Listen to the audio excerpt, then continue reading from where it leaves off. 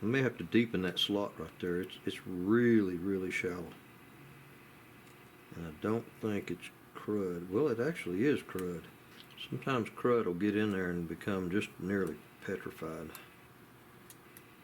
Yeah, it's deep enough. I just need to clean it out.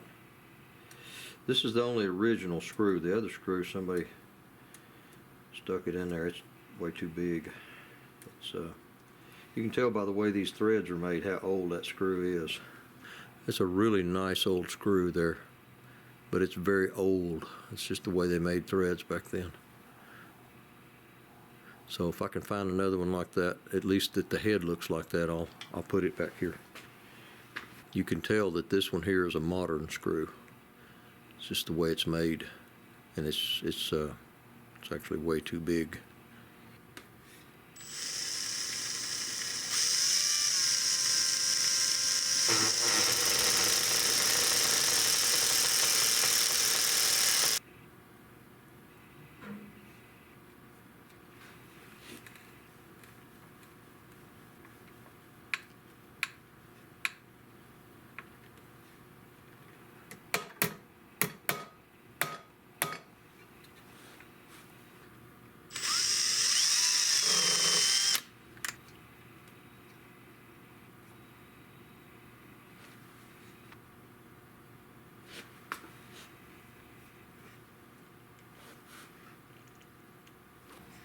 Now I'll take some steel wool and clean that trigger guard up.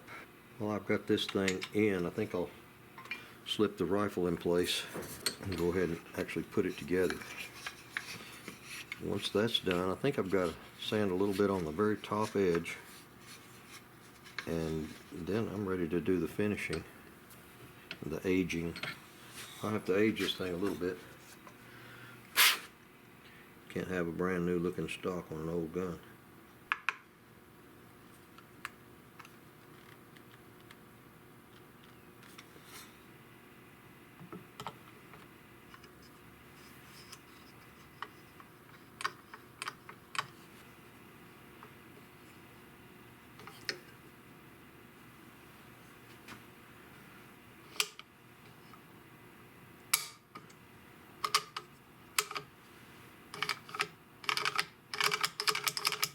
I actually need to take a little tiny bit out of the very back where this bolt comes back. It doesn't hit it easily, but if you push down hard, you can actually scuff that. So you gotta pull it back, and then you got one more little click of your extractor. When you do that, it extracts the shell.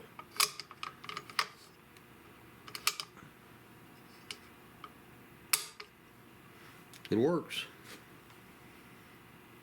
Ready to be aged and finished.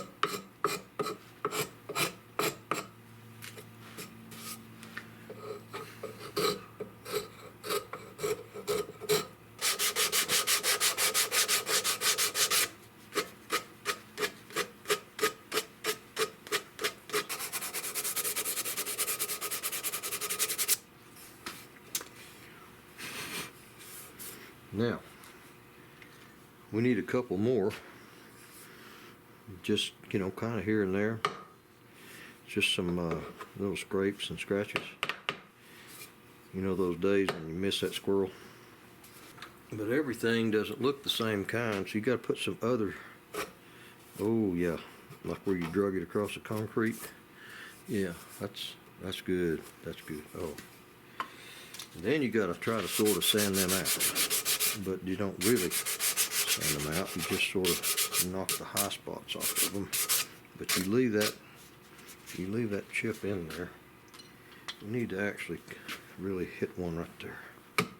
Oh, oh, oh yeah. Oh baby. Then you sand that out. Oh my goodness. That's where you actually took a spill and you went and crossed that little ditch and held your gun in your hand and kind of scuffed it on the way across that ditch as you were going out the other side. Yeah. There's a little life on the end of that thing now. See, you got some reality. And we'll put a little skin mark. Let's see where we're gonna put one. Right here on this comb. That's a kind of a barbed wire mark. Now see how realistic that little mark right there looks? That looks just like you come across a barbed wire fence with that. I mean, what boy didn't cross a barbed wire fence with a .22 rifle? You know? That's just life happens. I'll put some up here on this front end of it, because fronts always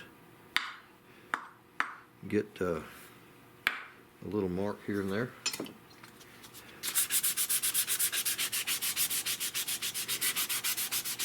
Now, it's probably, let's see, probably got enough, well, maybe not. Let's put one right here. Gotta get a different shape, something to scuff it with right here on the side. How about that? Yeah. Yeah. That's pretty good. That'll show up when it's finished. Now we're going to age it. That's some scuffs and some life happens marks. Now I'm going to show you how to age one. After I put the black paint on and let that dry, I'm going to put my stain on there. And I let the black paint go on and wipe it off and then let that dry. And then I stain it just like I would any other stock. This gives it a more of a brown, reddish brown tint.